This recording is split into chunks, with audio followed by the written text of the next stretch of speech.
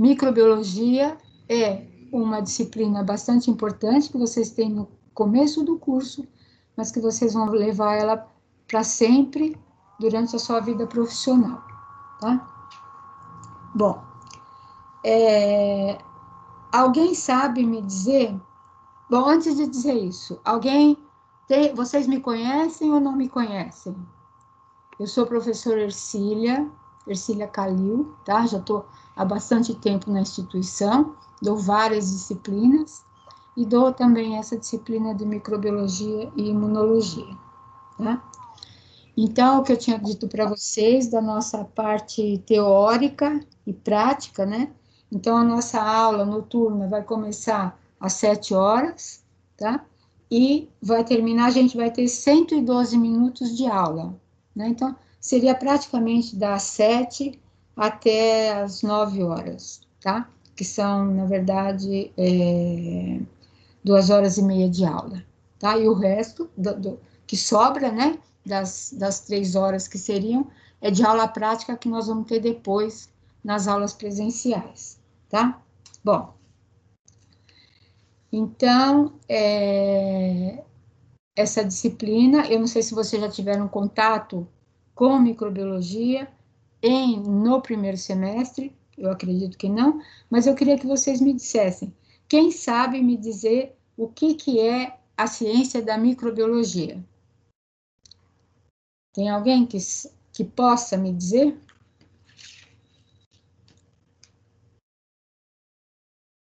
Não? Bom, ninguém fala nada. Estudar os organismos microscópicos, professora? Estudar o quê? Os organismos o quê? Tá ruim? Não tô ouvindo. Microscópicos? Exatamente. Então, a microbiologia, na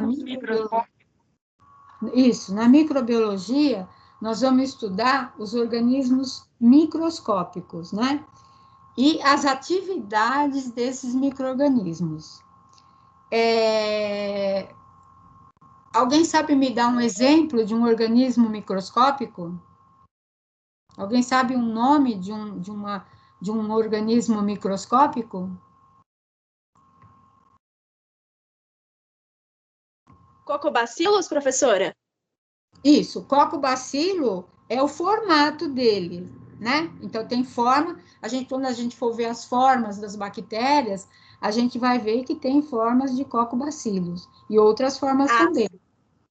Como? Entendi. Mas nome de bactéria, alguém sabe me dar o nome de algum organismo microscópico? Protozoário? A salmonela? Uma salmonela. Salmonela é um micro-organismo microscópico, né? Que causa doença nos animais e nos humanos, que pode causar, né? Doença nos animais e nos humanos.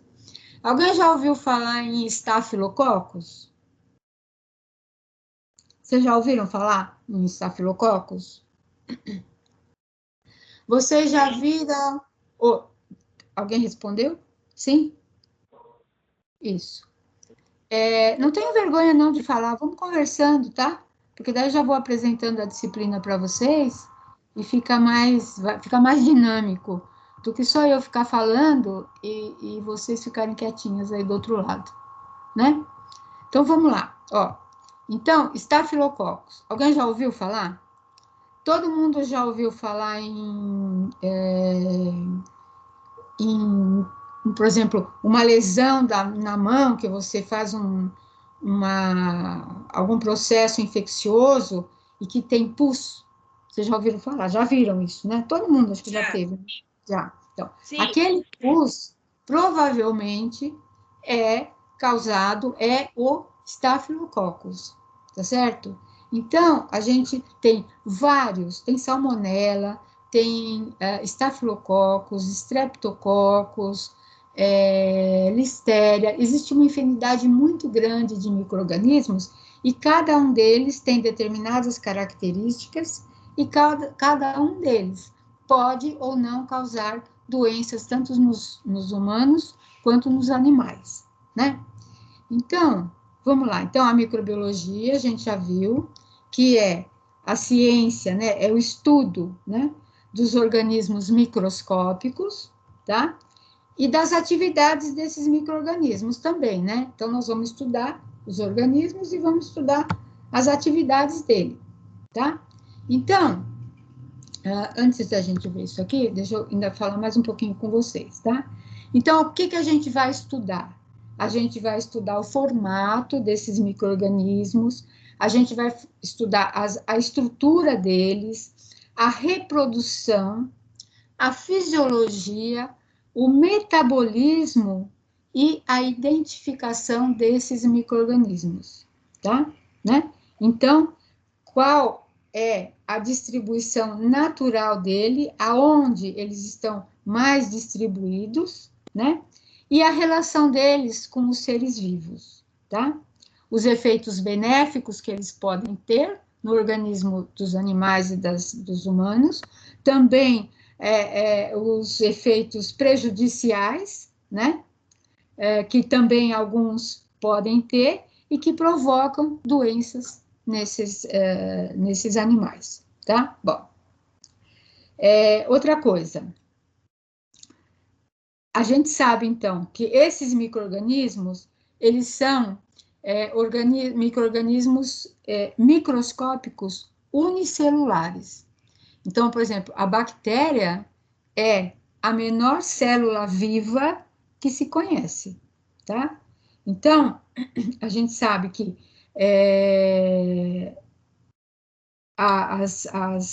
nos indivíduos unicelulares, todos os processos vitais, eles são, da célula, são realizados na única célula, né?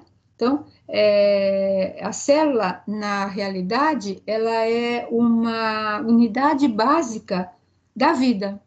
Porque nos seres multicelulares, né, que nem somos nós, por exemplo, tá? A gente que tem muitas células, né?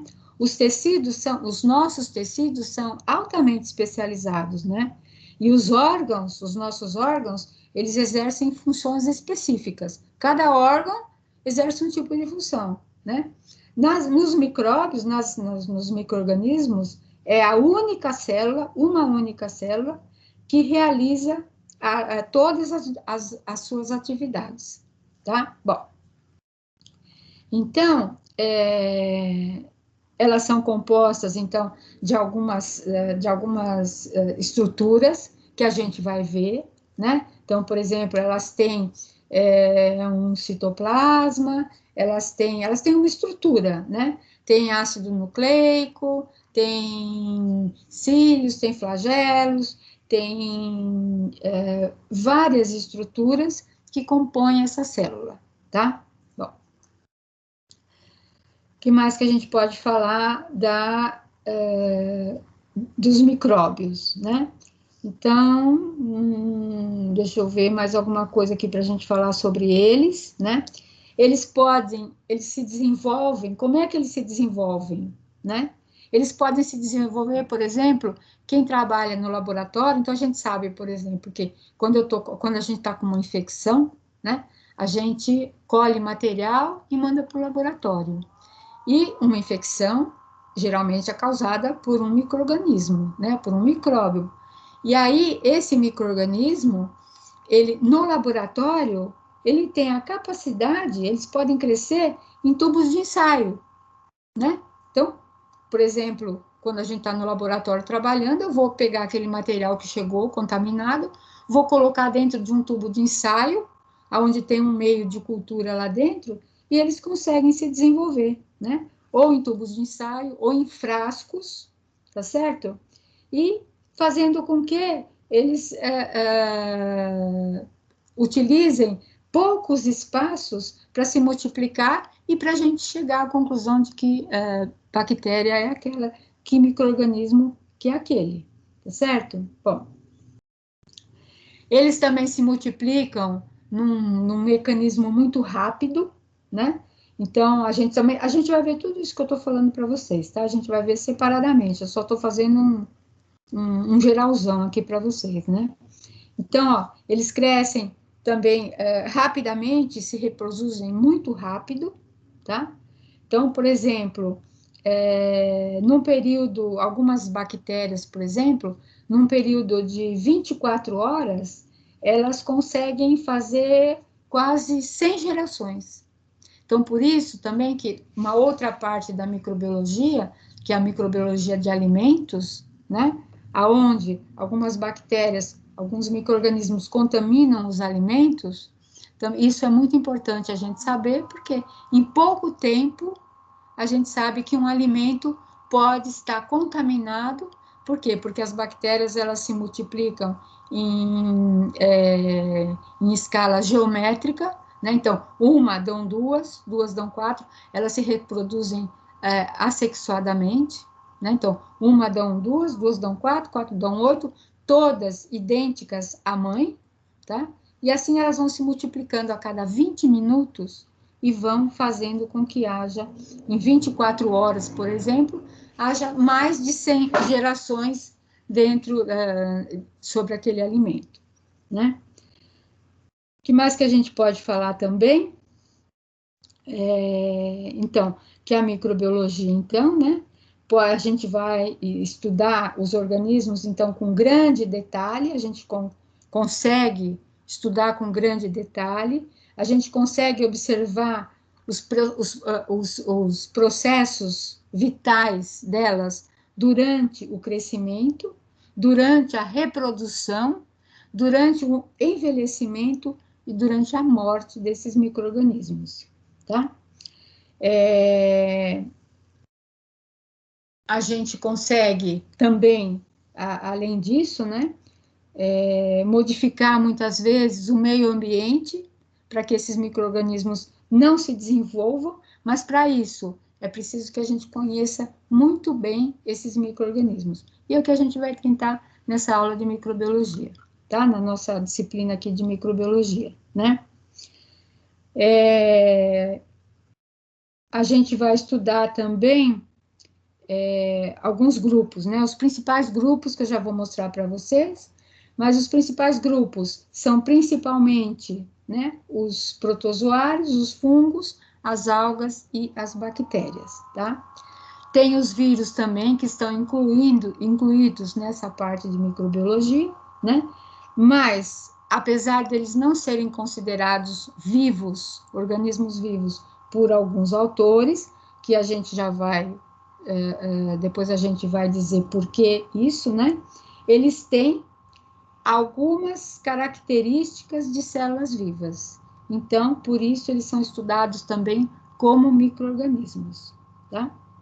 Então, para nós, no começo, a gente vai ver principalmente as bactérias, depois os vírus e depois os fungos, que também estão incluídos nessa parte da microbiologia. Os fungos, aqueles que são os pequenos, né? Aqueles fungos que são os microfungos, tá? Não os macros. Os macros, na parte de microbiologia, não vai nos interessar. Que mais? Então, começando, vamos lá, vai? Então, vamos lá. Então, a gente vai, o nosso conteúdo programático, né, de todo o curso, vai ser primeiro uma introdução à bacteriologia, aonde a gente vai falar sobre tudo isso que eu falei para vocês, né? Sobre as características das bactérias, sobre a morfologia, sobre como elas se multiplicam, quais as estruturas da bactéria, tudo isso nós vamos estudar nessa parte da introdução, que ela é bastante extensa.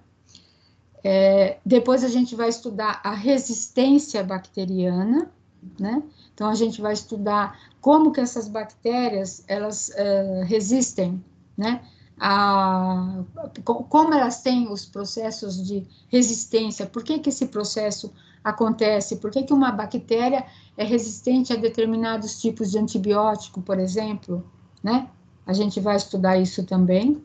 A gente vai estudar, faz parte também do conteúdo programático, a parte de antibiograma, né? Então, a gente vai fazer, isso é uma parte muito legal para a gente fazer dentro do laboratório, tá? Porque dá para ver direitinho, né? Como elas crescem nos meios de cultura, como elas formam aqueles halos de resistência, que vocês vão ver, tá? E como a gente faz leitura de antibiograma. Então, por exemplo, quando vocês mandam um material para o laboratório, né? Então, o médico pede, né? Então, por exemplo, assim, uma cultura de urina. O médico pede cultura e antibiograma, né? Então, a cultura nada mais é do que aquilo que a gente fala para o laboratório. Nessa urina vai ser isolada a bactéria que está causando problema no animal, né? Então, vai ser isolada em tubos de ensaio dentro do laboratório, tá? E depois, esta bactéria isolada, então se faz um antibiograma. O que é um antibiograma? Na verdade, se colocar alguns antibióticos, né, alguns discos de antibióticos diferentes, em placas, semear essa bactéria nessas placas e ver a qual tipo de antibiótico que essas bactérias são resistentes ou são sensíveis. Isso aí dá para ver legal, a gente vai ter aula teórica, eu vou mostrar os slides para vocês, mas no laboratório fica bem, bem bacana. Tem uma parte também das vacinas, que a gente também vai estudar nessa parte da bacteriologia, né, os tipos de vacinas vivas, vacinas mortas, quais que imunizam melhor, quais que são feitas com material genético e etc., tá? E depois, terminada essa parte aqui do nosso conteúdo programático, nós vamos ter uma introdução à imunologia veterinária, onde a gente vai ver uma boa parte também da imunologia, tanto a parte da imunização, imunologia nata e a imunologia adquirida. A gente vai ver alguma coisa sobre anticorpos e alguma coisa ainda sobre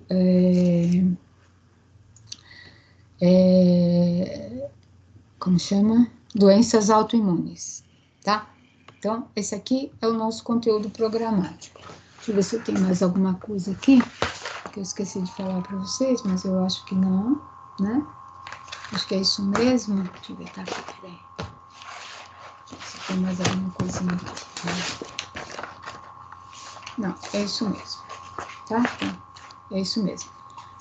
Deixa eu falar, se vocês tiverem alguma dúvida, tá? Pode me interromper, perguntar, professor, não entendi, tá? Não tem problema nenhum. Então, vamos lá. Aqui, ó. Então, começando, o que é um micro-organismo, né? Então, ele só pode, vocês já falaram, que ele só pode ser visto com auxílio de um microscópio e não são capazes de ser vistos a olho nu. Por isso que muita gente não acredita, né? Que, por exemplo, um micro-organismo que não pode ser visto a olho nu, um ser que não pode ser visto a olho nu, possa causar uma doença num animal, por exemplo, né? Tem muita gente que não acredita nisso, tá? Mas essa é a verdade, né? E, então, uma grande quantidade, então, de organismos, de micro-organismos, como as bactérias, os fungos, os vírus, tá? Os ácaros, né? As algas, são considerados como micro-organismos, tá? Porque geralmente não podem ser vistos a olho nu. Para nós, já falei para vocês, né? Nós vamos estudar bastante bactérias, tá? Vamos estudar vírus também e vamos estudar fungos. Bom, continuando, né? Qual o significado de microbioma? O que é um microbioma? Então, é uma coleção de micro-organismos que habitam um ambiente em particular, criando um ecossistema microscópico. O que quer dizer isso aí tudo? Então, microbioma são, por exemplo, nas diversas partes do nosso corpo, ou do corpo dos animais, em cada parte existem um tipo de micro-organismo que é característico daquele local, certo? Então, por exemplo, na orelha do cão, existe dentro, né, na cavidade auricular externa, tá? Existem algumas leveduras que são características, que habitam dentro daquele local e formam um ecossistema próprio, né? Então, elas só são encontradas naquele local, no organismo. E no outro local, são encontrados outros tipos de bactérias. Por exemplo, outro exemplo, na nossa pele. Vocês acham que na nossa pele tem bactéria? Quem acha que tem, quem acha que não tem? Na pele do nosso corpo, tem bactéria? Eu acho que sim. Tem bactéria, né? Fala, pode falar. Vai falar? Não? Desistiu? Então, tem bactérias, tá certo? Então, essas bactérias, elas formam um ecossistema microscópico naquele local, elas habitam aquele ambiente, elas são características da pele, né? Então, eu posso ter estafilococcus na minha pele, tá? Posso ter streptococcus na mucosa da minha boca, né? Então, tenho, por exemplo, Escherichia coli no meu intestino, tá? E elas só habitam aqueles lugares. Então, essas coleções de micro-organismos que habitam determinados ambientes particulares formam os microbiomas próprios, né? E se elas estão nesses lugares, e desses lugares elas são transportadas para outros lugares, elas podem estar causando um tipo de infecção, tá? Então, esses microbiomas, eles podem ser encontrados, então, microbiomas em diferentes lugares. Então, no fundo do oceano, tem um microbioma próprio, de umas bactérias que são próprias do fundo do oceano, né? Das plantas também, né? Então, um tipo de micro-organismo que só está presente nas plantas, em várias partes do nosso corpo, como, por exemplo, o intestino, a pele e a cavidade oral, que foi aquele exemplo que a gente deu agora. Vamos lá. Então, quais são os fatores que podem afetar o microbioma humano e animal? Existem alguns fatores que podem alterar, né? Que podem afetar. Por exemplo, uma dieta alimentar. Se eu tiver uma dieta alimentar diferente, por exemplo, eu só como verdura, ou eu só como carne, né? Ou eu só como frutas. Então, dependendo da minha dieta alimentar, eu tenho exposição a diferentes tipos de micro-organismos, tá certo? Se eu tomo, por exemplo, se eu preciso usar antibióticos, né, que são substâncias antimicrobianas, eu também, né, usando esses antimicrobianos, o que vai acontecer? Eu vou mudar esse microbioma, eu vou afetar esse microbioma no meu organismo ou no organismo do animal. Por quê? Porque eu vou destruir, eu vou inativar, na verdade. Ó, inativar em microbiologia é a mesma coisa que matar. Só que a gente não fala matar, a gente fala inativar alguns tipos de bactérias, né? E eu vou afetar o microbioma daquele local, tá certo? Sabonetes, ó, sabonetes antimicrobianos também podem afetar o microbioma, né? Microbiano, eu estou alterando a microbiota que está na minha pele, tá? Posso diminuir e posso dar.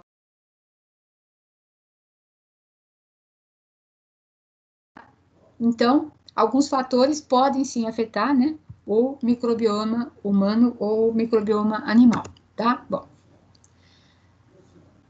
Vocês acham que existe micro-organismo vivendo no interior ou na superfície do nosso corpo? A gente já viu, né? Isso aí a gente já viu, tá? Então, existe, né? Então, existe tanto micro-organismo vivendo no interior como na superfície do nosso corpo. E esses micro-organismos, eles são bons ou eles são considerados ruins? O que vocês acham? O que vocês acham disso? Desses micro-organismos?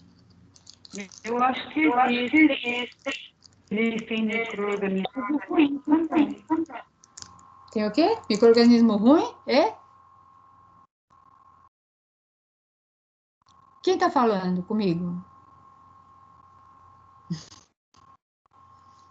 Por que está interrompendo? Por que você está falando e está interrompendo?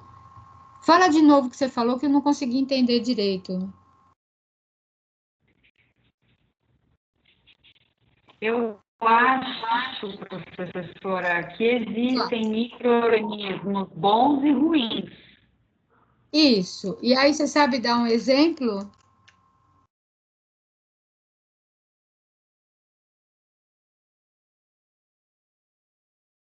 Então, olha, Professora, agora não sei te dizer.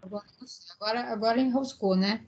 Mas olha aqui, ó, eu coloquei 2 bactérias aqui, tá vendo? Ó, Neisseria meningitidis, que é uma bactéria que causa meningite nos humanos, tá? Então, ela é uma bactéria que se você se contaminar e ela cair na sua corrente sanguínea e ela atingir o seu cérebro, você pode ter uma doença que chama meningite. Então, ela não é uma bactéria boa para o nosso organismo, certo? Não é um micro-organismo bom. Ao passo que a Escherichia coli, por exemplo, é uma bactéria que faz parte da microbiota do nosso intestino, né? No nosso intestino não tem só Escherichia coli, tem outras bactérias também, mas ela faz parte e ela é uma bactéria boa, porque ela nos ajuda na absorção dos alimentos, né? Ela mora ali, né? Ela se instalou ali, ela fez um microbioma ali, mas ela é uma bactéria boa, né? Então, ela contribui para nós. Então, as bactérias, elas podem ser, então, os micro-organismos, eles podem ser tanto bons quanto ruins, né? Aí vai depender do micro-organismo, tá? Vamos lá agora. Então, a gente já viu isso aqui, mas vamos só para sedimentar, né? Então, microbiologia, o que quer dizer a palavra microbiologia, né? Então, micro, pequeno, bio é vida e logia é o estudo. Então, é o estudo da vida dos pequenos organismos. Então, o estudo da vida microscópica, tá? Eles não podem ser vistos a olho nu, né? E a gente vai precisar de ferramentas para observá-los. Que ferramenta que a gente vai observar um micro-organismo? O que a gente usa no laboratório para observar um micro-organismo? Microscópio. Um microscópio, isso, um microscópio.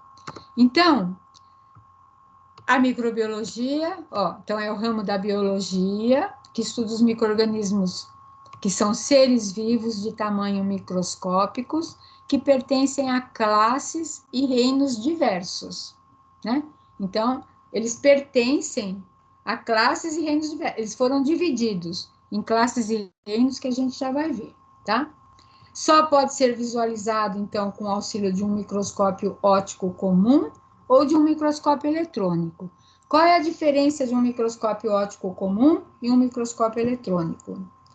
Um microscópio óptico comum, ele só aumenta o tamanho, né, com aquele jogo de lentes que um microscópio tem, que é aquele microscópio que a gente usa no laboratório, aquele jogo de lentes te faz aumentar o que você está vendo até 1000 vezes, tá? Então, aumenta 1000 vezes aquela estrutura que você está olhando no microscópio. Ao passo que um microscópio eletrônico aumenta 1000 vezes 1000. Então, num microscópio eletrônico, ou melhor, num microscópio óptico comum, eu consigo ver uma bactéria, tá? Porque a bactéria, ela tem o tamanho, ela é 1000 vezes menor do que 1 milímetro de uma régua. Se você tiver 1 milímetro, né? Você tem 1 centímetro, o centímetro tem 10 milímetros. Então, 1 milímetro, você consegue visualizar ainda o olho nu, né? Mas 1000 vezes menor do que 1 milímetro, você já não enxerga mais. Então, se eu tenho uma bactéria que é 1000 vezes menor do que 1 milímetro, tá? E olho no microscópio e aumento 1000 vezes, eu consigo ver no microscópio essa bactéria, né? Agora, um vírus, ele é 1000 vezes menor do que uma bactéria. Então, eu não consigo ver no microscópio óptico comum, porque ele só aumenta 1000 vezes. Se ele ainda é 1000 vezes menor do que uma bactéria, impossível. eu só vou vê-lo no microscópio eletrônico, tá? Então, essa é a diferença, então, no microscópio óptico comum, que aqui eu consigo ver micro-organismos como bactérias, né? E no microscópio eletrônico eu vejo vírus, tá? Vamos lá. Bom, então, tem uma historinha aqui que eu vou contar rapidamente para vocês, que é só a história da microbiologia, né? Que até meados do século XIX, a microbiologia não existia. Como é que ela apareceu? Então, até meados desse século, existia uma teoria que eles chamavam de teoria da geração espontânea. Então, eles acreditavam nessa época que que de uma matéria orgânica em decomposição, surgiam algumas formas espontâneas, como larvas de insetos sobre o lixo, né? Então, eles deixavam lá uma matéria lá orgânica se decompondo e, de repente, aparecia larva de inseto sobre o lixo. Então, a vida surgia a partir de uma outra vida morta, tá? Quando se unia com elementos como água, terra, fogo e ar.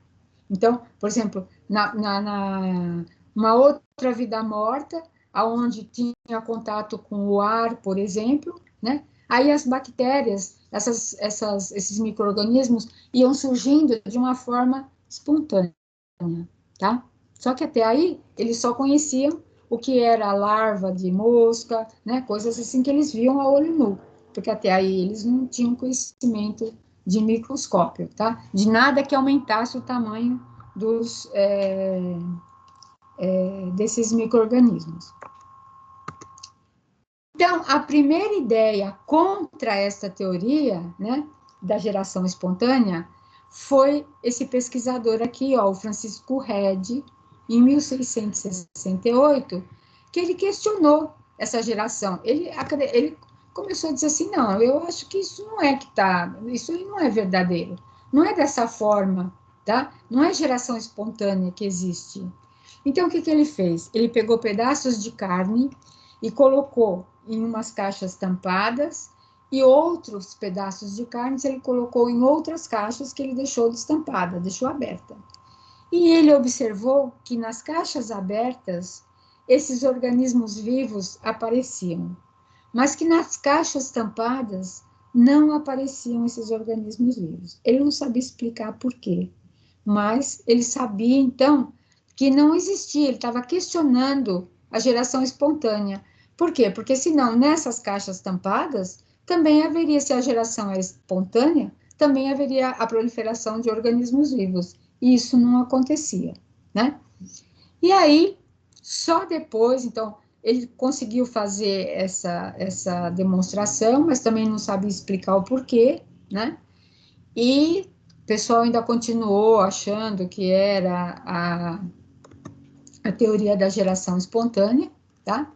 Até que, em 1765, esse outro pesquisador, esse Lázaro Spallanzani, né? O que ele fez? Ele pegou a ideia, né, dessa teoria aqui do Redi, mas ele fez com caldo de carne. Então, ele pegou o caldo de carne num frasco, fechou o frasco e ferveu. Tá? Ferveu. Então, atingiu um tempo de temperatura lá, né?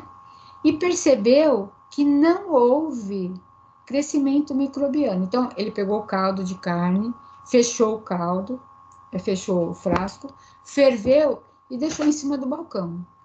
E durante um tempo não houve crescimento microbiano, tá? Mas aí os que eram contra essa teoria, né, que eles estavam tentando descobrir, tá? Que era a teoria que não era a geração espontânea, né? Alguns críticos, então, começaram a dizer, né, que não havia oxigênio essencial para a multiplicação dos micro-organismos, por isso que não existia. Ele fechou o frasco, ferveu, não tinha oxigênio lá dentro, tá? Não tinha por onde entrar oxigênio, e esses organismos não podiam se desenvolver lá dentro, porque não tinha oxigênio, né? Bom, então, ó, isso aqui, ó, 1668, 1765, quase 100 anos depois, né? Quase nada, né? Bom, aí, tá? Voltou estudar. Então, em 1858, esse Rudolf Virchow, tá? Ele criou a teoria da biogênese, né? Então, ele disse que células não surgiam de forma espontânea. Elas surgiam de outros organismos vivos, tá? Que as células surgiam de outras células, que esses micro-organismos surgiam de outros micro-organismos, né? Que se multiplicavam. Mas ele também não soube explicar direito, tá? Ele lançou essa teoria, ele tinha certeza, ele fez alguns experimentos, mas ele também não soube explicar, ele não soube demonstrar. Na verdade, ele entendia dessa forma, mas ele não soube demonstrar para a população, para o pessoal, como que isso era verdade, tá? E só aí, então, em 1861, que Pasteur criou a teoria dos germes, né? Que ele mostrou que as doenças eram causadas por seres microscópicos, tá? Que ele dizia que as doenças eram causadas por seres microscópicos. E como é que ele fez isso? Como é que ele percebeu isso? Ele conseguiu fazer um experimento, né? Então, ele pegou um frasco, colocou um caldo de carne, aí ele fez um gargalo aqui nesse frasco, que eles chamaram de pescoço de ganso, tá? Pescoço de cisne, na verdade, né? Então, ele entortou esse tubo que ele colocou aqui. Então, aqui ficou aberto, então entrava oxigênio, tá? Mas ele ferveu, então, né? Ele aqueceu esse frasco também, ferveu e deixou esse frasco em cima do balcão por algum tempo, tá? E as bactérias não se proliferaram, não tinha nenhum crescimento de micro-organismo aqui dentro. Aí, o que ele fez? Então, ele estava provando, né, contra aquela teoria lá do Red, que, ó, todo mundo foi contra, não, agora, ó, o oxigênio está entrando. Se eles tiverem que se multiplicar aqui dentro, tem oxigênio, tá certo? Ele fez a mesma experiência, né? Mas só que dessa forma aqui, ó. Aí, depois, o que ele fez depois de um tempo? Ele quebrou esse gargalo e deixou dessa forma aberto. E aí, houve crescimento, depois de um tempo, né? As bactérias do ar provavelmente começaram a entrar aqui, a cair aqui dentro e se multiplicaram, tá? E aí houve sim o crescimento aqui, né? Então, houve o crescimento dos micro-organismos, tá? Então, foi a partir de 1861 que Pasteur criou a teoria dos germes, né? Fazendo esse experimento bem simples, tá? E que provou para todo mundo, aí todo mundo acreditou, né, que esses germes ou esses micro-organismos eram minúsculos, não dava para se ver a olho nu, né, e que eles existiam, não daquela forma como eles falavam que era de geração espontânea. Então, ó, Pasteur disse, não existe geração espontânea, provou que são os micro-organismos que estão no ambiente que contaminaram aquela solução nutritiva. E dessa forma, ele demonstrou que não existia geração espontânea, né? Aí, em 1876, Robert Koch, tá? Um pesquisador famoso, né? Que descobriu o bacilo da tuberculose, tá? Ele postula, então, que micro-organismos são capazes de causar doenças. Então, o Pasteur descobriu que eram micro-organismos que estavam aqui, ó. Então, descobriu, né, que os micro-organismos estão no ambiente e que não existe geração espontânea, tá? E aqui, em 1876, Robert Koch, ele postula que esses micro-organismos são capazes de causar doenças. E junto com Pasteur, eles são considerados como cofundadores da microbiologia moderna. Então, só aqui, ó, em 1876, é que se começou a estudar esses micro-organismos para se saber quem eram, como eram e o que eles causavam em todos, né? E nos animais e nos humanos, se alguns causavam doenças, outras não, mas foi a partir daí que se começou a estudar e que se formaram, eles formaram a microbiologia moderna, tá? Essa historinha é bem legal para saber que como é que apareceram os micro-organismos, né? Como é que eles começaram a ser estudados, como é que o pessoal, como é que os estudiosos descobriram, né, que eles existiam. E aqui, ó, quando eu falei dessa teoria aqui, ó, que foi o Virchow, na teoria da biogênese, que ele disse que as células não surgiam de forma espontânea, é que ele fez um tipo de ele tinha umas lentes ele tinha umas lentes, né, de aumento, e nessas lentes ele começou a olhar as rolhas de cortiça, e ele via que essas rolhas de cortiça, elas tinham umas estruturas, e nessas estruturas ele acreditava que existiam, que eram alguns micro-organismos que existiam ali. Mas ele não tinha como provar isso, ele não sabia como provar. Então, depois, então, né, desse tempo aí, depois dessa, ele sabia que existiam micro-organismos, né, mas ele dizia que surgiam de outras células, mas ele não tinha como provar isso. Só que, então, ó, em 1876, né, 61 a 76, que tanto o Pasteur quanto o Koch provaram que existem, sim, micro-organismos e que eles são capazes de causar doenças, tá? Bom. Então, lembra que eu falei para vocês que existe uma classificação, né? Uma classificação dos micro-organismos. Então, até meados do século XVIII, só existiam dois reinos dos seres vivos, tá? O reino animal e o reino vegetal, só. Mas em 1978, esse Carl Weise, ele criou uma classificação conforme a organização celular. Isso aí, gente, o pessoal tem que estudar muito para fazer isso, né? Porque tem que ver as estruturas dos micro-organismos, como que eles se comportam. Então, tem que separar o que é bactéria, o que é fungo, o que é planta, né? Então, esses estudos começaram-se a partir de 1978, durou muito tempo, tá? E ele dividiu, então, ele disse que essa divisão aqui, ó, não estava, essa classificação aqui não estava boa, animal e vegetal não estava boa. Então, conforme a organização celular, então ele foi olhando célula por célula e vendo a estrutura e foi fazendo a classificação dos micro-organismos. Então, ó, ele separou, então, em 3 grandes grupos. O grupo das bactérias, o grupo das árqueas e o grupo das eucárias. Então, o que ele separou no grupo das bactérias?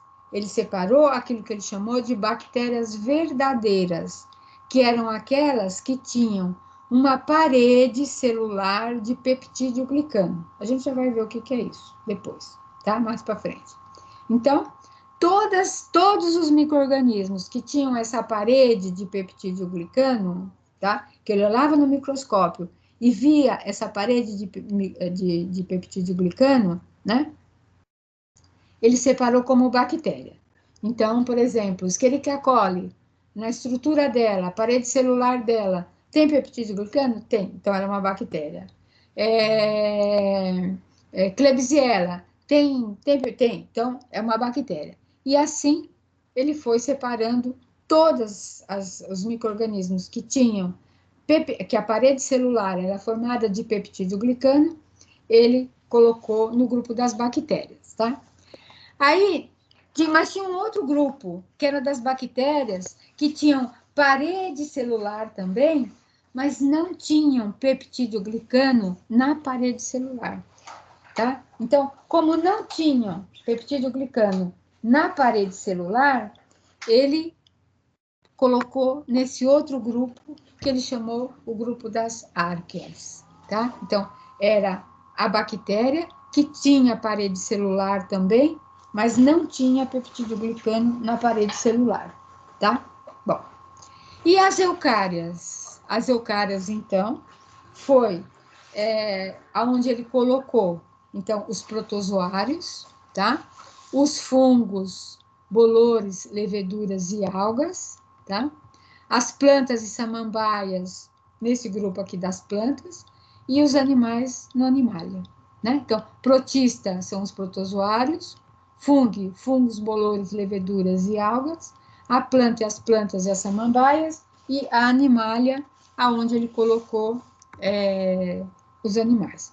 Então, ele fez essa classificação, tá? Essa classificação a gente usa até hoje. Então, como é que ficou, então? As bactérias. Então, uma outra característica que ele viu nas bactérias, que colocou todos os micro-organismos nesse grupo.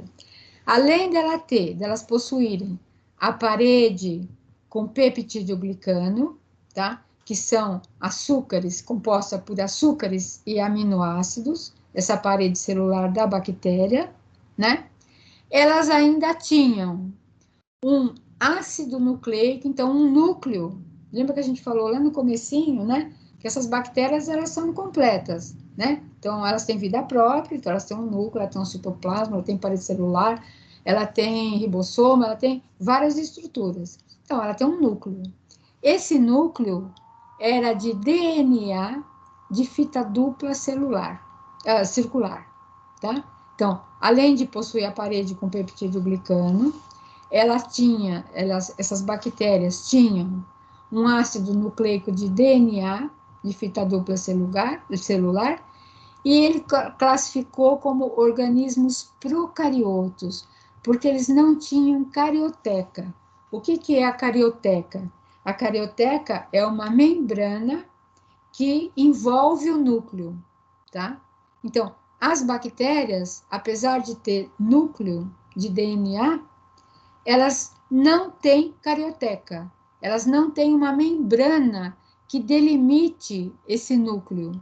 Então, ele chamou esses organismos de procariotos, tá? Então, uma bactéria ficou classificada, então, dessa forma, né? Então, são organismos procariotos, tá? Que não tem carioteca, então, possui um ácido nucleico de DNA, de fita dupla circular, e tem parede de peptidoglicano, que é composto de açúcares e aminoácidos. Tudo bem até aí? Tudo certo? Vocês têm alguma dúvida? Tudo certo. Tudo certo. Então, vamos indo. Vamos lá. Tudo bem. Se tiver alguma dúvida, vocês me perguntam, tá? Vamos lá. Bom, aí, no grupo das arqueias, né? Então, bactéria ficou separada, todos os micro-organismos dessa forma aqui, ó, tá? Entraram aqui nas bactérias. Aí, no grupo das arqueias, aquelas que têm parede celular, mas que não tinham peptidoglicano, não tem peptidoglicano, né? Então, tá aqui, ó. Então, na parede celular desse grupo de bactérias, ó, desse grupo aqui, só desse grupo de bactérias é que estão dentro das arqueias. Dentro das arqueias, tá? Dessa classificação. São, então, as bactérias metanogênicas, que são aquelas produtoras de gás metano, as bactérias termófilas, que são aquelas que vivem em locais que têm altas temperaturas, tá? E as halófilas, que são aquelas que vivem em altas concentrações de cloreto de sódio ou do sal, mesma coisa, né? Então, existem bactérias halófilas, que são aquelas que crescem em locais onde tem bastante sal. Por exemplo, no bacalhau. Bacalhau salgado, né? Lá naquele sal existem presença de bactérias halófilas. E essas bactérias halófilas, elas têm um pigmento característico, meio rosado, tá? Não sei se alguém já viu. Mas, então, esses três tipos aqui, ó, então, as bactérias metanogênicas, as termófilas e as halófilas são aquelas que estão nesse grupo das arqueias. Só essas, tá? Bom. E as eucárias, né? Então, ele fez aquela aqui, ó. Então, o protista estão os protozoários, né? No grupo dos fungos estão os fungos, bolores, leveduras e algas. Aqui na planta é a planta das samambaias e os animálias, que são os animais. Então, tá aqui, ó. Então, nos fungos, né? Nesse grupo das eucárias, os fungos, tá? Então, eles são organismos eucariotos, tá? Então, bactérias são procariotas, fungos são eucariotos. Por quê? Porque o material genético deles está envolvido por uma membrana nuclear, que é a carioteca, né? Então, fungos são eucariotos, bactérias são procariotas, tá? E os fungos, eles podem ser tanto unicelulares quanto multicelulares. Os unicelulares são as leveduras. Então, leveduras também são classificadas como fungos, só que elas são unicelulares. Então, aqui, ó, isso aqui é uma colônia de levedura, é uma levedura, na verdade, tá? Ó, tá? Então, elas são unicelulares, elas têm uma célula só, isso aqui é visto no microscópio, né? Tá? Com aumento, claro, né? Então, aqui, ó, e elas, isso aqui, ó, é o que a gente chama de brotamento. Elas se multiplicam através de brotamento, tá? Então, as leveduras brotam, ó, brotam um filhote. Depois o filhote se desprende, tá? E fica outra levedura aqui, né? Então, as leveduras são unicelulares, tá? E se multiplicam e se dividem por brotamento, né? E os bolores são multicelulares. Eles têm aspecto filamentoso. Por exemplo, vocês já devem ter visto um pedaço de pão que mofa, né? E fica aquele mofo esverdeado, aquele bolor esverdeado em cima do pão. E vocês conseguem ver que ele tem um aspecto cotonoso, assim, como se fossem filamentos, né? Então, esses filamentos são as células do fungo, que a gente chama de hifa.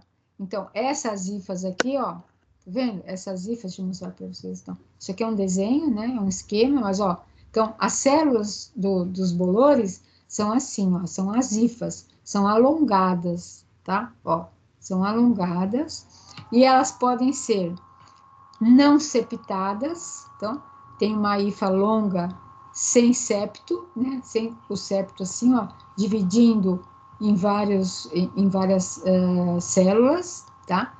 Que a gente chama de hifa cenocítica, quando ela não tem septo.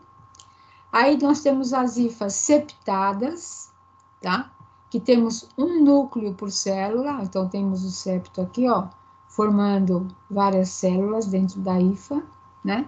São septadas, em cada septo tem um núcleo. E a gente também tem as septadas com 2 núcleos. Vai depender do fungo, tá? Então, esse aqui é um esquema que dá para ver direitinho como é a estrutura da célula do fungo, né? E aqui, ó, a gente tem, então, as hifas, olha, cada estrutura dessa é uma hifa, né?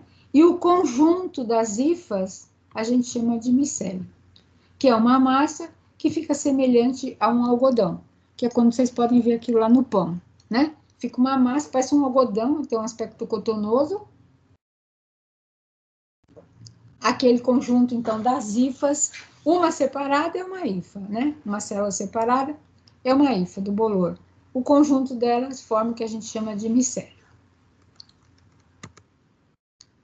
Além disso, então, nesse mesmo grupo aqui das eucárias, né? Então, ele colocou os fungos, colocou os protozoários, que também são eucariotos, né? Então, eles têm um núcleo protegido por essa membrana carioteca, tá? São unicelulares, de vida livre ou parasitas, tanto encontrado em humanos quanto os animais. Aqui também ele colocou as algas, que também são eucariotos, né? Realizam fotossíntese, então as algas, logo no começo, elas foram na classificação, elas foram confundidas com os fungos. Só que elas têm algumas características que os fungos não têm. Então, por exemplo, realizam fotossíntese, tá? Podem ser unicelulares ou multicelulares, e a parede celular dela é constituída de celulose. Então, o que difere ela de um fungo? Porque o fungo também pode ser unicelular ou multicelular. Também é eucarioto. Mas o que difere? Que elas realizam fotossíntese e o fungo não realiza fotossíntese, né? Que a parede celular dela é constituída de celulose e a parede celular do fungo é constituída de quitina, tá? Então, duas diferenças que fez com que elas saíssem do grupo dos... não fossem chamadas mais de fungos, e sim de algas. Receber essa outra denominação. E os vírus, né? Como eu falei para vocês, então, os vírus, apesar, né? Então, os vírus, apesar deles não serem considerados como vivos, tá? Eles têm algumas características de células vivas, e por isso eles são estudados também como micro-organismos. Então, o que são os vírus? Qual é a diferença dos vírus e de uma bactéria? Então, os vírus são seres simples, tá? Então, aqui, ó, tá aqui um vírus, né? O formato, tem outros formatos, mas aqui é um vírus icosaédrico. Então, eles possuem um ácido nucleico. Então, tá aqui, ó, o núcleo. Tá vendo? Que pode ser de fita simples ou fita dupla. Que pode ser de DNA, de ácido desoxirribonucleico, ou de RNA, de ácido ribonucleico só, né? Então, lembra, ó, existe uma diferença entre bactéria e vírus. Isso que vocês têm que saber. Então, o vírus possui, o núcleo do vírus pode ser de DNA ou pode ser de RNA, tá? De fita simples ou dupla.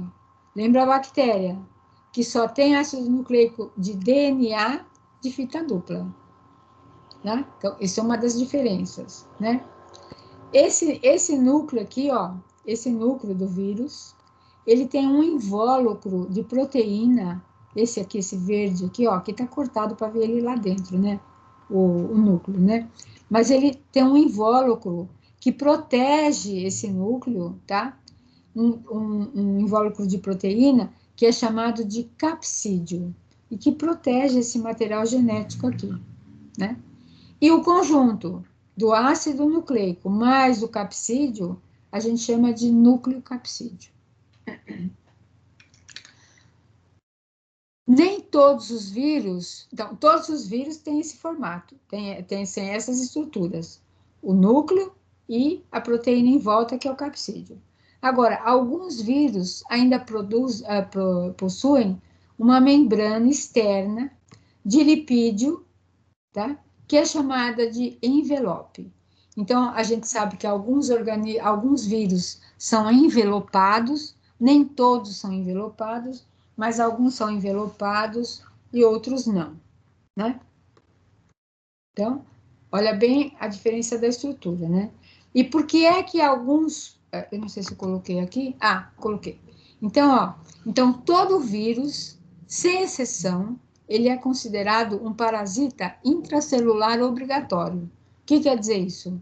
Que se ele não tiver uma célula aonde ele vai penetrar e aonde ele vai parasitar, ele não consegue se multiplicar, tá? Então, todo vírus, sem exceção, considerado um parasita intracelular obrigatório. Ele só consegue se reproduzir dentro de uma célula hospedeira, e essa célula hospedeira pode ser animal, vegetal ou uma bactéria, né? Então, mas ele precisa sempre de uma célula para ele se multiplicar. E alguns cientistas não consideram o vírus um organismo vivo. Então, por que alguns cientistas não consideram eles vivos? Porque se você deixar um vírus, por exemplo, se você encontrar um vírus no ambiente, se ele não tiver nenhuma célula para ele contaminar, ele não consegue se multiplicar sozinho, né? Ao passo que a bactéria não, né? A bactéria se multiplica por si só, né? Ela tem um crescimento, uma multiplicação assexuada, né? E por que outros cientistas consideram o vírus como um organismo vivo? Porque eles possuem, né, algumas características de célula viva. Então, por exemplo, quando eles penetram dentro de uma célula, aí eles conseguem se multiplicar. aí eles vão se multiplicando e causando alteração naquela célula, tá? Então, existe não é dúvida, né? Mas, na verdade, existe essa posição de alguns cientistas considerarem o vírus como vivo e outros considerarem ele como um organismo que não tem vida própria. Bom. Aí, depois que ele fez essa classificação, aqui, ó, que a gente viu aqui, né? Então, dividiu, né? Esse aqui, aqui, então, né? Então, esse Cauoes, em 1978, dividiu os reinos, então, nesses 3 grandes domínios, tá? E aí, precisava classificar esses micro-organismos. Precisava se dar uma denominação para todos os micro-organismos e colocá-los numa determinada categoria, tá? Então, foi criada, então, a taxonomia bacteriana, que nada mais é do que a classificação das bactérias, tá? Então, ela fornece base para a denominação dos micro-organismos e coloca esses micro-organismos numa determinada categoria. Vai agrupar os micro-organismos relacionados, tá? Então, ela põe critérios para identificar esses micro-organismos. Depois, agrupa os micro-organismos dentro desses critérios, né? E depois fornece informações importantes sobre os micro-organismos. Então, a taxonomia, na verdade, é uma classificação para dar uma base, para colocar uma categoria para todos os micro-organismos. Vocês vejam que todos os micro-organismos têm nome, né? Todos eles têm nome, tá? Então, vamos lá. Não foi fácil, né? Então, quais foram as características usadas para a classificação, tá? Então, primeiramente, se utilizou a morfologia, então, a forma desses micro-organismos separaram. Então, aqueles que têm forma de cocos, vai ficar, eu vou separar. Todos que tiverem, eu vou estudando micro-organismo por micro-organismo e vou separando. A coloração, aqueles que se coloravam em azul, aqueles que se coloravam em rosa, separou também. A estrutura, como é que eles eram formados, né? Qual era a estrutura dele, do que eles se alimentavam, qual era o principal metabolismo dele e qual era a sensibilidade a antibióticos que eles possuíam, tá? Então, primeiramente, para a taxonomia, para classificar essas bactérias, foram essas características utilizadas.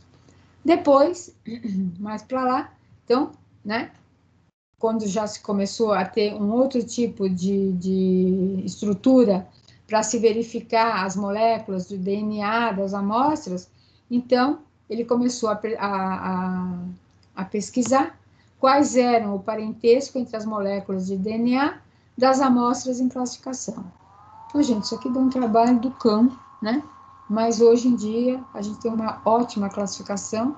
E assim mesmo, às vezes, existe um livro, não lembro agora o nome dele, mas que tem a classificação de todas as bactérias, aquelas que você conhece, aquelas que vocês não conhecem, aquelas que a gente nunca vai conhecer, tá tudo lá, naquele livro, tá? E, assim, Escherichia coli. Então, tem toda a morfologia, tem todo tipo de coloração, como ela se comporta, qual é a nutrição dela, qual é o metabolismo, qual é a sensibilidade a antibióticos, como é o DNA dela, como se classifica, tudo que vocês possam imaginar já foi estudado, né?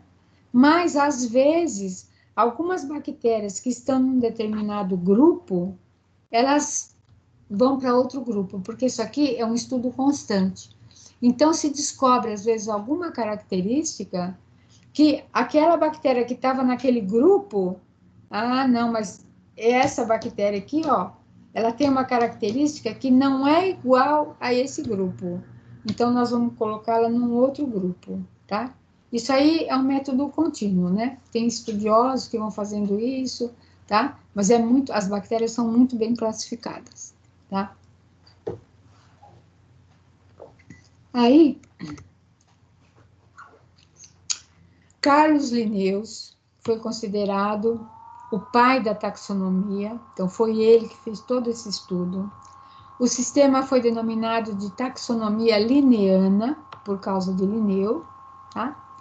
E ele desenvolveu uma nomenclatura binomial para as bactérias. Então, todas as bactérias têm 2 nomes, tá? Como se fosse um nome e um sobrenome. Todas, né?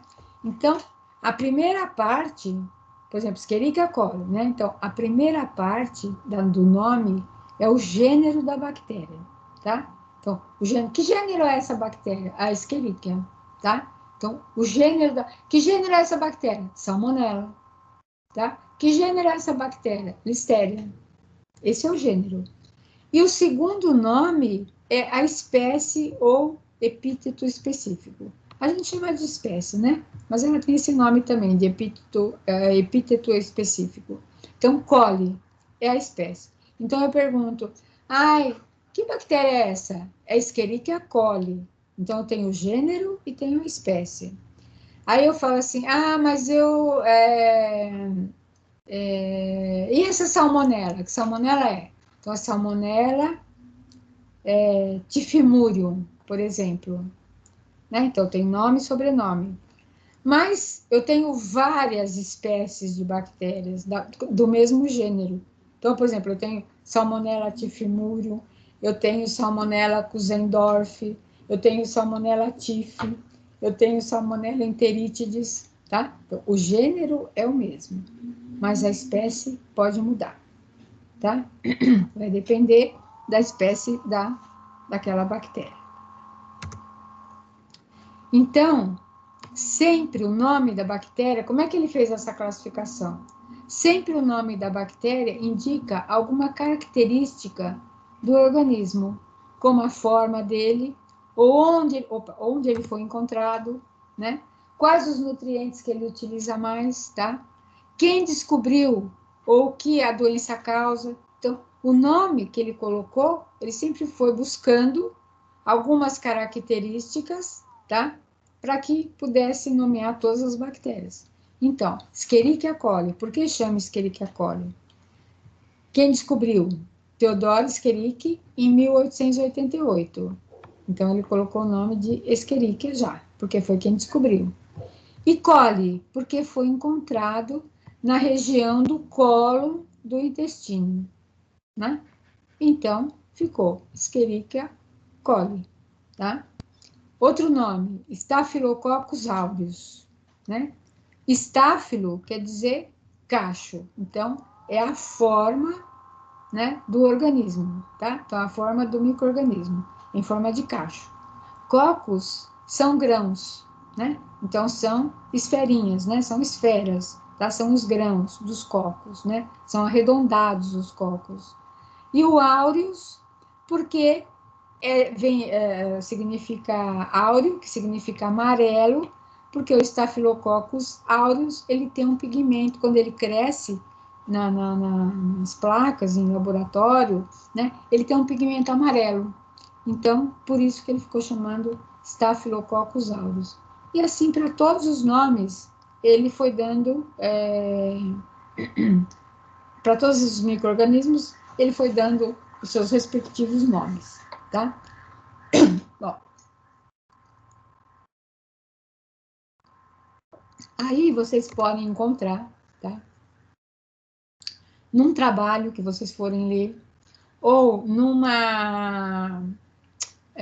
ou um trabalho que vocês forem fazer, né? Então, vocês vão fazer o TCC de vocês vão fazer sobre Staphylococcus aureus, por exemplo, presença de Staphylococcus aureus na cavidade abdominal de um jacaré, por exemplo, tá? Então, eu vou ter que escrever, né? Vou ter que escrever esse trabalho. Então, o jacaré é um animal, não sei o que lá, e foi encontrado, né, quando da abertura do seu abdômen, uma bactéria que foi isolada e foi identificada como Staphylococcus aureus. Você escreve Staphylococcus aureus, por extenso, a primeira vez que ele aparecer no texto.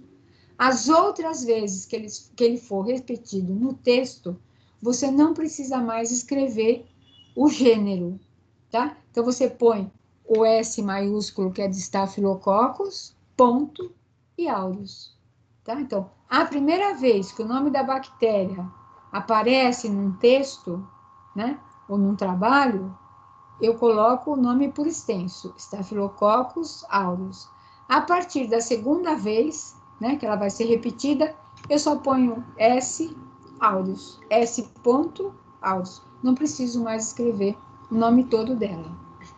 Uma outra coisa, quando tá o nome de uma bactéria num texto, tá, que eu estou digitando, digito o texto, eu posso colocar, eu sou obrigada a colocar o nome dessa bactéria em itálico. Vocês sabem o que é itálico, né? Então, eu estou escrevendo um texto normal, tá? Lá no Word, né? No computador, tá? Quando me aparece o nome de uma bactéria, eu tenho que colocar esse nome em itálico, tá?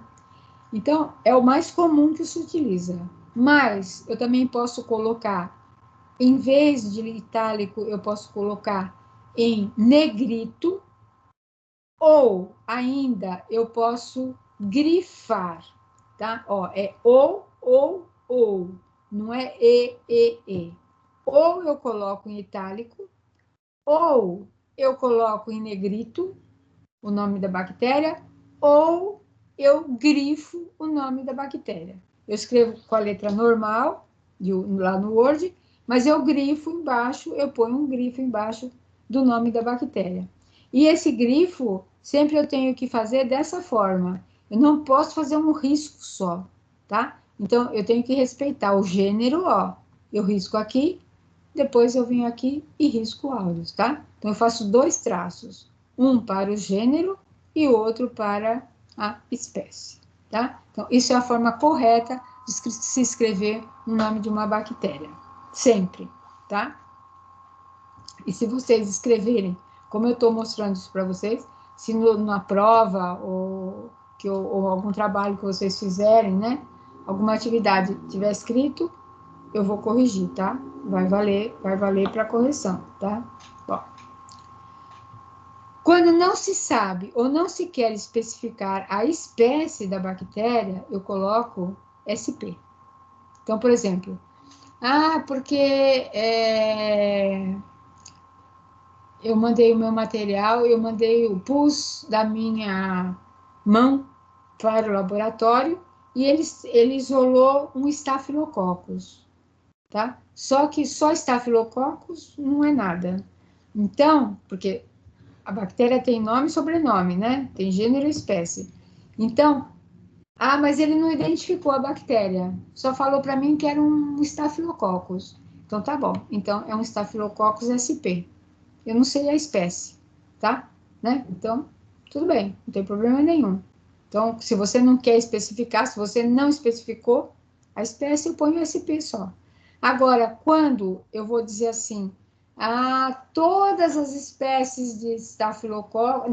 Então, por exemplo, assim, a minha mão estava contaminada com todas as espécies de estafilococcus. Então, para eu não escrever Staphylococcus aureus, Staphylococcus epidermidis, Staphylococcus icus e etc, etc, eu ponho Staphylococcus spp, tá? Então, são todas as espécies. Isso vocês vão encontrar em trabalhos, às vezes vocês vão encontrar com SP, às vezes vocês vão encontrar com SPP, aí vocês vão achar que está errado aqui, ou está errado aqui, e não vão saber fazer a diferença. A diferença é essa, que eu estou mostrando para vocês, tá? Isso vocês vão encontrar, não só, né, com Staphylococcus, mas com salmonella, com qualquer outro tipo de bactéria que esteja sendo utilizada dessa forma. Tudo bem até aí? Entenderam? Vamos lá.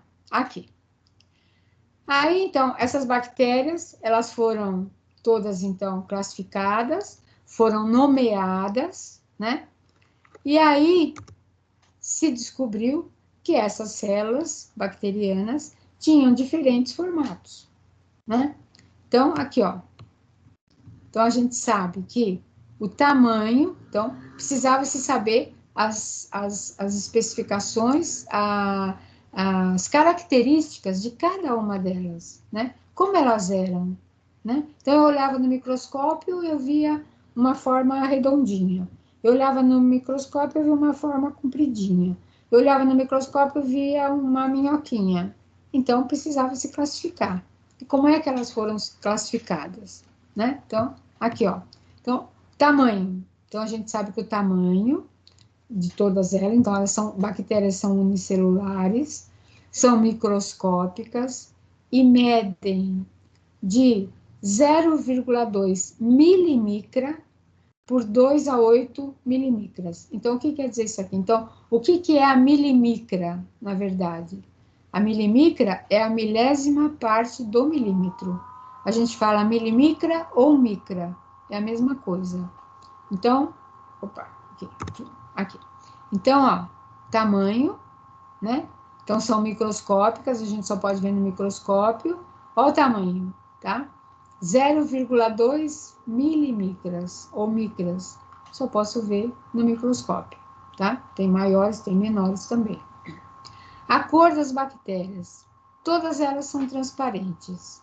E para eu visualizá-las no microscópio, eu preciso corar, né? Eu preciso fazer uma coloração, porque senão eu não consigo visualizar, tá?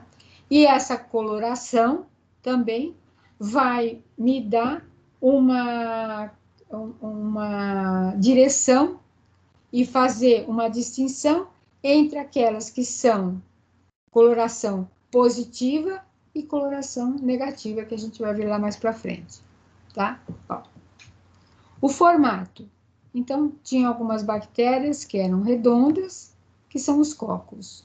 Outras que eram de forma de bastão, maiores ou menores. Os menores chamaram de bastonetes e os maiores de bacilos, né? Em espiral, tinha algumas com formato espiral. Aqui, ó, que é a leptospira, tá? Tinha, então, um formato espiral. Tinha as helicoidais, aqui, ó, que tem o corpo rígido, tá? Elas são helicoidais, mas tem o corpo rígido, que é o Helicobacter, né? E aquelas que tinham formato de uma vírgula, que é o vibrião, que é o vibrião colérico, né? Que é o vibrio cólera, tá? Que tem a forma de uma vírgula só, né? Então, estudando essas bactérias, ele observou que essas bactérias tinham formatos diferentes, né? Eram de diferentes formas, apresentavam diferentes formas. Então, aqui, essa foto é de microscópio eletrônico, tá? Não é de microscópio óptico comum, né? Você viu quantas vezes está mais aumentado aí? Mas olha que lindo, ó, dá um aspecto espacial, né? Fica lindo. Ó, tá vendo? Então, são cocos que eles se dispõem como forma de cachos de uva, tá vendo? Então, os estafilococos, eles se dispõem dessa forma, são cocos que se dispõem em formas de cacho de uva, tá? E aqui, os estreptococos, que também são cocos, mas eles se dispõem em forma de corrente, tá vendo? Então, essa já é uma característica que diferencia estafilococos de estreptococos. Os dois são cocos, os dois se coram da mesma forma, só que os estáfilos, eles se apresentam em formas de cacho de uva e os estreptos se apresentam nessa forma aqui, ó, de correntes, tá? Ó, formando longas cadeias, tá? Forma de cadeias, né?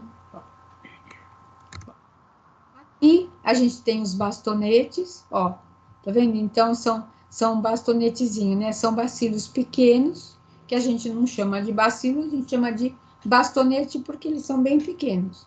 Então, um exemplo de bastonetes assim, Escherichia coli. O formato da Escherichia coli é um formato de bastonete, tá? Os bacilos, então, olha a diferença do bastonete e do bacilo, ó. O bacilo é bem maior, tá vendo, ó? Aqui tem dois, né, tá? Ó, mas o bacilo bem maior do que um bastonete. Então, é outro tipo de bactéria, né? está classificada de outra forma, tá? A gente ainda acha bactérias que têm formato de cocobacilo, tá vendo, ó? Elas não são nem cocos e nem são bacilos. Então, são chamados de cocobacilos.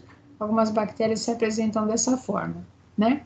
Temos streptobacilos também, que é onde ó, a gente pode ver que são bacilinhos, ó, mas que eles se apresentam como se fossem streptococos, né? Formando longas cadeias, tá vendo, ó? Então, são os streptobacilos. Também é um outro grupo de micro-organismos que a gente pode encontrar nesse formato, né? E a gente ainda acha os cocos em forma de diplococos, olha, de 2 em 2, tá vendo? Geralmente é o bacilo a bactéria que causa pneumonia, tá? Streptococcus pneumoniae, formando esses diplococos. Ainda podemos encontrar os cocos formando 4 grupos de 4 ou grupos de 8, tá? Os de 8 são, a gente chama de sarcínia, e os de 4 de tétrade, tá? Então, vocês vejam que os arranjos, né, as formas, como eles se apresentam, né? Na verdade, eles têm vários tipos de formato e se apresentam com vários tipos de arranjos, tá?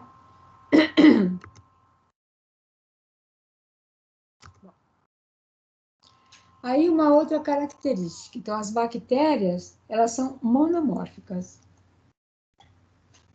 O que quer dizer isso? Elas têm sempre o mesmo formato, durante todas as gerações dela. Toda a multiplicação dela, então a Escherichia coli é um bastonete. Ela vai ser bastonete a vida inteira. Ela vai se multiplicar e multiplicar e multiplicar, e todas as gerações dela vão ser bastonetes, daquela forma que a gente viu, tá? Os cocos, os estafilococos, vão ser sempre cocos, a vida inteira, né? Vão se multiplicar, multiplicar e sempre ser cocos, tá? E só poucas bactérias é que são pleomórficas. O que são bactérias pleomórficas? São aquelas que podem ter 2 tipos de formato, de morfologia, né? Então, dependendo, às vezes, por exemplo, dependendo, por exemplo, às vezes do meio de cultura, elas podem estar num formato ou no outro formato, mas são poucas. E a gente tem que conhecê-las. Por quê? Um exemplo que eu pus aqui é o Corynebacterium. Um outro exemplo é a Pasteurella. E a gente tem que conhecê-las por quê? Porque num diagnóstico laboratorial, você não pode se confundir, né? Então, você tem que saber que aquela bactéria que você está pesquisando, ela pode sim ter ela pode ser pleomórfica em diferentes meios de cultura ou em diferentes temperaturas de crescimento, ela pode se apresentar de uma forma diferente. Ela pode ser um cocobacilo de uma forma e na outra forma ela pode ser um coco, né? Ou ela pode ser um cocobacilo e num outro meio de cultura ou numa outra temperatura ela ser um bastonetezinho. Então, aí vai... mas são muito poucas. A maioria delas tem sempre o mesmo formato. E eis aqui uma bactéria, tá? Isso é uma bactéria que a gente vai começar a estudar as funções, as estruturas primeiro da bactéria e depois a função de cada estrutura dessa bactéria, né? Então, começando, deixa eu ver como é que começa aqui. Ah, tá. Então, começando o glicocálice. A gente vai começar com o glicocálice. O que é o glicocálice? Então, aqui, ó. Aqui, quando eu dou aula presencial, eu vou desenhando na lousa, fica mais fácil, mas tudo bem. Vocês estão vendo aqui, isso é uma bactéria. Tem essa estrutura aqui, né? Todas essas estruturas. E aqui, ó, isso aqui que está mais escuro é a parede celular, tá vendo? Então, toda bactéria tem parede celular, toda ela, ó. Então, envolve toda a bactéria uma parede celular, tá? Essa parede celular aqui, ó, é que dá o formato na bactéria. Então, toda bactéria tem parede celular. E lembra que a gente viu lá atrás, as bactérias, né? Elas têm uma camada na parede celular, que é a camada de peptidoglicano, tá? Então, parede celular, aqui, pronto, tá? Aqui, parede celular. Mas a parede celular seria a camada mais externa da bactéria. Só que ainda, algumas bactérias, elas possuem por fora o que a gente chama de glicocálice, ó, que é essa estrutura aqui em cor de rosa, que está em volta da parede celular. E esse glicocálice, ele pode se apresentar de 3 formas. Então, tá aqui, ó. O que é o glicocálice e para que ele serve? Então, ele é um polímero viscoso, é gelatinoso, que está colocado, então, acima da parede celular, como a gente viu, né? Então, tem a parede celular, tá? Fora da parede, em cima da parede celular, tem essa camada, esse glicocálice, tá? Então, constituído do quê? De polissacarídeo e polipeptídeo, tá? E ele é responsável pela proteção e adesão da célula da bactéria em outras superfícies, tá? Então, ó, a responsabilidade do glicocálice, que é essa camada gelatinosa, composta com açúcar, tá? Que está fora da bactéria, que está fora da parede, acima da parede celular da bactéria, ela é responsável pela proteção da bactéria. Então, a gente sabe que bactérias capsuladas, que tem cápsula, que é o glicocálice, que a gente já vai ver, elas protegem a bactéria e elas são muito mais resistentes do que as que não são capsuladas, tá? E são responsáveis também pela adesão. Como elas são viscosas, tá? Elas têm açúcar, né? Elas são gelatinosas, elas facilitam a adesão dessas bactérias em outras superfícies, tá? Bom, e aí, então, esse glicocálice aqui, ó, dependendo da organização das bactérias, né, dependendo do tipo de bactéria e da organização dele nas bactérias, eles recebem 3 tipos de denominação. O primeiro deles é a cápsula, tá? Então, o que é a cápsula? É uma estrutura bem organizada, bem aderida à superfície da bactéria, de forma bem definida, e é responsável, eu não falei aqui que ela é responsável pela proteção, ó. Então, ó, pela proteção contra a fagocitose. Quem sabe o que é fagocitose? De vocês aí, alguém sabe o que é fagocitose? Oi. Alguém já ouviu falar nessa palavra? Fagocitose? Oi. Tem alguém aí? Oi, fala. Não tá muito baixo. Não tô ouvindo. Chega mais perto. Hã? Primeira vez que eu... Ah, é a primeira vez? Tá. Então, o que é fagocitose?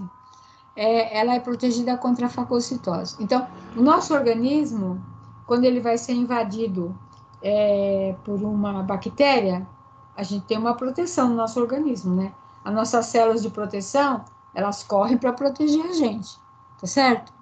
Então, quando essas células, né? Essas células que são células fagocíticas, elas são células especiais do nosso organismo, que a gente vai ver depois, e que elas vão englobar essa bactéria e dentro, elas englobam, né? Então, são, por exemplo, os neutrófilos. Então, eles vão lá, eles englobam a bactéria e dentro desses neutrófilos, elas são destruídas. É uma proteção que a gente tem no nosso sistema imune, né? Então, Quando essas bactérias têm essa cápsula, tem que é uma estrutura bem organizada, bem aderida na superfície bacteriana, quando elas são capsuladas, tá? Elas têm, essa cápsula faz uma proteção contra a fagocitose e esses neutrófilos não conseguem englobar, né, fagocitar a bactéria, tá? Então, a cápsula protege a bactéria contra a fagocitose, entendeu? E essa cápsula, então, também é um fator de virulência. A gente sabe que todas as bactérias que são capsuladas, elas são muito mais virulentas do que aquelas que não são capsuladas, né? Então, um exemplo que eu dei aqui, por exemplo, é o Streptococcus pneumoniae, que causa pneumonia. Isso aqui é um ensaio de laboratório, né? Então, quando dotado de cápsula, tá? Causa pneumonia. Por quê? Porque a cápsula impede deles serem fagocitados e eles estão na corrente sanguínea, eles vão para o pulmão e eles não conseguem ser combatidos no organismo e vão causar pneumonia. Mas, quando se retira a cápsula deles, olha, eles não causam doença. Por quê? Porque não tem mais essa proteção da cápsula, são fagocitados. E aí não causam doença no organismo, tá? Então, ó, Professora, fala. só para tirar uma dúvida. É, A parte rosa da bactéria que seria a glicocálise, certo? certo. Então, ela que seria desse nome de cápsula. Essas estruturas são dela. Isso. O glicocálice, ele pode se apresentar de 3 modos. O primeiro é a cápsula, tá? Então, bactérias capsuladas. Eu já vou falar os outros 2. Tudo é glicocálice, entendeu? Tá A bom, cápsula tá é considerada o glicocálice, e essas 2 estruturas que eu vou falar agora também, ó, a camada viscosa e o polissacarídeo extracelular, também fazem parte do glicocálice, que é essa estrutura que está fora da bactéria, entendeu? Só que Entendi. a camada viscosa não chega a ser uma cápsula, porque a estrutura dela não é organizada, tá? E ela adere fracamente à superfície da bactéria. Então, ela é só uma camadinha viscosa ali fora, tá? Algumas Certo. bactérias Entendi. só têm essa camada viscosa. Outras bactérias têm a cápsula, entendeu? E outras ainda, tá? Podem ter esse polissacarídeo extracelular, que é uma estrutura também não organizada, mas que adere firmemente na superfície da bactéria. E um exemplo que eu dei aqui é o Streptococcus mutans, que causa a cárie dentária. Você entendeu a diferença? A cápsula é a estrutura bem formada, né? Agora, algumas outras bactérias podem ter uma camada viscosa só, né? Assim, bem pouquinho assim, e outras o polissacarídeo extracelular, entendeu? Que não é chamado de cápsula. Deu para entender agora? Tudo bem. Entendi. Depende da bactéria, né, professora? Depende da bactéria, tá? Certo. Obrigada. Tá, vamos lá. Tem mais um pouquinho ainda para a gente falar. Vamos lá, aqui. O flagelo. Todo mundo sabe o que é o flagelo da bactéria? Ó, onde está o flagelo? Está aqui. Olha o flagelo da bactéria. Para que serve o flagelo na bactéria? Que esse flagelo, qual é a ação desse flagelo na bactéria? Quem sabe? Movimentação. Ah, isso aí, vocês sabem, né? Tem a ver com movimentação? É movimentação, claro. Ele é que dá o movimento na bactéria, tá? A bactéria só se multiplica por causa do flagelo, né? Então, ó, por exemplo, aqui, deixa eu mostrar. Isso é flagelo, tá? Isto aqui é cílio. Isso aqui tudo é cílio ou fímbria, tá? Vocês veem que as fímbrias ou os cílios são bem mais finos, são bem menores do que o flagelo, e eles não dão movimentação para a bactéria, tá? Eles ajudam a fixação da bactéria, tá? Assim como a cápsula também ajuda na fixação, para aderir, os cílios também ajudam na fixação. Quem dá movimento para a bactéria é o flagelo, tá? É o flagelo, ó, bem mais grosso, né? Bem maior do que os cílios, tá? Então, vamos botar lá, ó. flagelo, né? Então, ele é semelhante a um chicote, tá? Ele é responsável pela locomoção das bactérias. Nem todas as bactérias têm flagelo. Então, aquelas que têm flagelo se movimentam. Aquelas que não têm flagelo são imóveis, tá? Elas se movimentam, então, quando tem flagelo em meios líquidos, né? E nem todas as bactérias se locomovem, porque nem todas têm flagelo. Quem tem se movimenta, quem não tem, não se movimenta. E a movimentação da bactéria é uma das características, né? É uma dentre várias características que você vai fazer a identificação da bactéria, vai te ajudar na identificação das bactérias. Ah, essa bactéria é móvel ou é imóvel? Entendeu?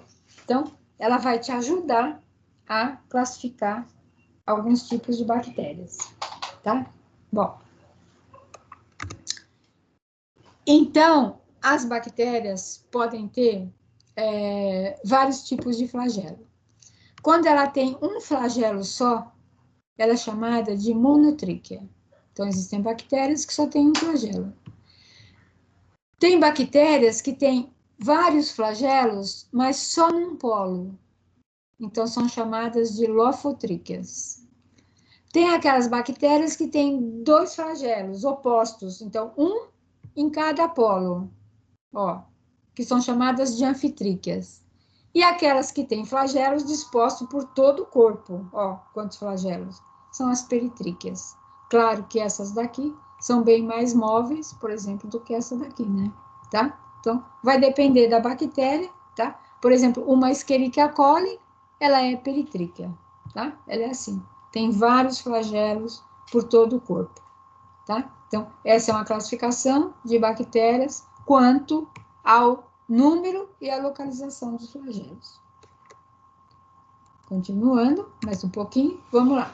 Então, independente, tá? Do número, né, dos flagelos à disposição, o objetivo é o mesmo, é a locomoção, só que quem tem mais flagelo se locomove com mais rapidez, tá?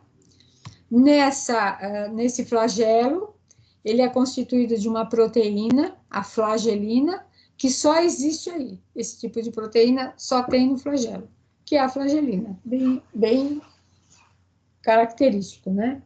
E o nado dessas bactérias, tá? Dependendo desse movimento não, o movimento que elas têm, a gente dá o nome de taxia, né? Então, quando a taxia for a favor, por exemplo, então é taxia positiva. Quando a ataxia não for a favor, é taxia negativa, né? Então, eu tenho, por exemplo, uma luz, as bactérias se dirigem para aquela luz, ela tem uma fototaxia positiva, tá? E assim sucessivamente. Quando não, uma fototaxia negativa. E assim, a gente denomina dessa forma. Aí as fímbrias, né? Então, ela tem as fímbrias, ou aqui, ó, tá vendo? Cadê ela aqui? Cadê aqui? Aqui. Então, as fímbrias, que são esse aqui, né? Que são os cílios, tá vendo? E tem também umas outras estruturas, que é o pile sexual, que tá aqui, ó, tá vendo? Que às vezes se confunde até com as fímbrias, né? Parece até uma fímbria. Tem as mesmas características, tá? Mas, né, a gente vai ver que a função é diferente. Então, vamos lá. Cadê? Aqui. Então, as fímbrias. Então, são esse, ó, aqui tem uma bactéria, então, cheio de fímbria, né? Olha quantas fímbrias ela tem, tá? São apêndices retos, curtos e finos, né? Que são responsáveis também pela adesão à superfície celular, tá? Estão presos na parede celular da bactéria. Tudo bem. E o pile, né? Então, o pile também, né? É como se ele for, é um apêndice reto também, mas é o pelo sexual, né? Então, quando a bactéria, ela pode possuir um ou dois piles, e que vai trocar material genético entre as bactérias, tá? Então, ó, eu tenho aqui uma bactéria, outra, elas vão se parear, e esse pile, através desse pile, Então, tem bactéria que tem o pili, tem bactéria que não tem pili. Tem bactéria, então, essa que tem o pili, ela pareia com a bactéria que não tem o pili, elas se juntam, fazem como se fosse um canal, né? E o material genético dessa daqui, ela passa para essa daqui, através do pili, tá? Fazem troca de material genético entre as bactérias. A gente vai ver isso lá na frente um pouquinho mais depois. Aqui, ó, só para vocês verem. Então, bactérias se juntam, tá? Ó, elas pareiam, ó, o pelo sexual aqui, tá vendo? Faz como se fosse um canal, né? Entre uma bactéria e outra, e o material genético dessa bactéria, ela passa para essa que não tem, e aí a gente vai ver depois como é que isso acontece, tá? E ela fica igual, então fica com o material genético aqui, tá? Então, esse material aqui, vocês estão vendo que aqui, ó, tem um cromossoma bacteriano, que é o núcleo, né? É bem esquemático isso daqui, tá? Mas tudo bem, só para mostrar, né? E aqui, ó, tem o plasmídio, que também é um material genético, tá? Mas que ele está mais ligado à resistência, a características de resistência da bactéria. Por exemplo, essa bactéria é resistente a antibiótico, criou uma resistência. Essa não, elas se pareiam e ele passa aqui, ó, o código genético dessa resistência para cá, e essa acaba ficando resistente também ao antibiótico, tá? Mas a gente vai ver lá na frente de uma outra forma, isso aqui está bem esquemático. Então, só para mostrar, então, o pili sexual, né? Que é onde elas fazem troca de material genético através do pareamento, tá? E elas pareiam e trocam material genético. Aqui. Deixa eu ver o que mais tem aqui, peraí. Aqui, tá. Então, aqui, então, ó, a parede celular. Então, o que a gente já viu da bactéria? Vamos lá. Cadê ela? A gente já viu aqui, ó.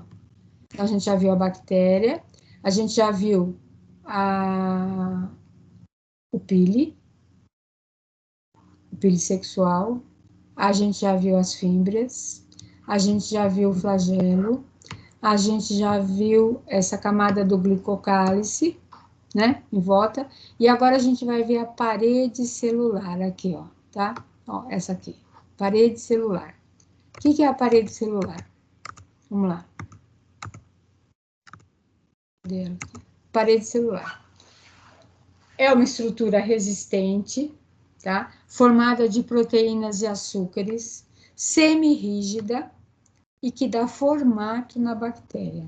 Então, é a parede celular que dá formato na bactéria. Além disso, ela ainda evita a morte das bactérias por entrada excessiva da água. Então, ela regula a entrada e a saída de água da bactéria, tá? Porque se entrar muita água, a bactéria estoura e morre.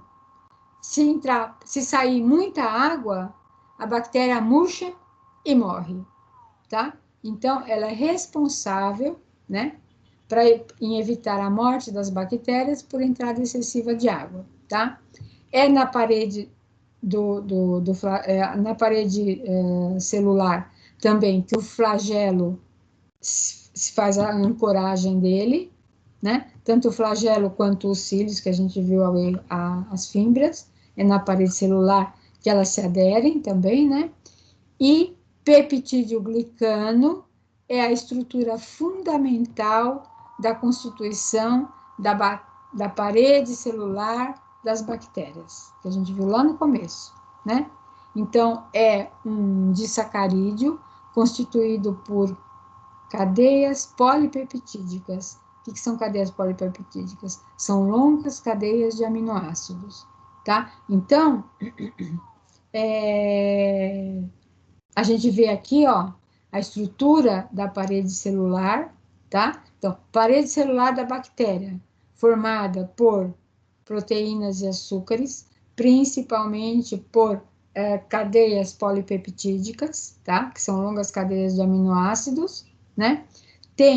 É responsável pelo controle da entrada e saída de água da bactéria, tá? E confere formato à bactéria. E é uma estrutura semirrígida, né? Resistente, tá? Para que a bactéria possa sobreviver. Tudo bem até aí? Vocês entenderam? Tá fácil, tá difícil? Como é que tá isso aí para vocês? Por enquanto tá fácil. Ah, então tá bom, né? Então tá fácil, né? Vocês estão recordando algumas coisas, né? Que vocês já devem ter tido anteriormente, não tiveram? Ou não? Oi? Não. Tudo bem. Então, a gente vai parar por aqui hoje, né? Já deu a nossa hora, tá? Deixa eu ver o que é a próxima. Ah, tá. Isso, tá. Então, a gente vai parar por aqui, tá? Eu preciso saber, eu até vou ver exatamente quantos alunos tem na sala de aula. Ah, deixa eu perguntar, vocês têm alguma dúvida daquilo que a gente já explicou? Vocês já falaram que foi fácil? Tem alguma dúvida? Porque daqui para frente, cada vez mais matéria, e se ficar com dúvida, quando chegar lá na frente, mas eu não sei isso, é porque ficou com dúvida lá atrás, tá? Então, ó, se vocês entenderam, eu vou ver quantos alunos, então, tem exatamente nessa sala de aula. Uma coisa que eu não falei para vocês é que a gente vocês vão fazer algumas atividades, tá? Eu vou preparar para que vocês tenham notas de atividade também, né? Que vocês vão precisar, tá? A gente vai fazer. Vocês já fizeram aquela prova, a B1 e a B2 pelo Forms? Fizeram, não fizeram? Oi? Sim, fizeram. Vocês já sabem como que é. Então, a gente, provavelmente, eu vou dar alguma provinha para vocês fazerem pelo Forms, mas não da forma como foi a B1, né? Então, eu dou a prova, vocês têm 1 hora e meia, máximo 2 horas, para responder as questões e me mandar de volta, tá? Não vai ter 24 nem 48 horas. Toma lá e dá cá. É uma provinha, uma atividade que vocês vão ter que fazer e me devolver, e que vai valer nota, tá? A prova também, a B1, depois a gente vai marcar, né, pelo calendário, tá? Então, essa prova, depois a gente conversa sobre elas, né?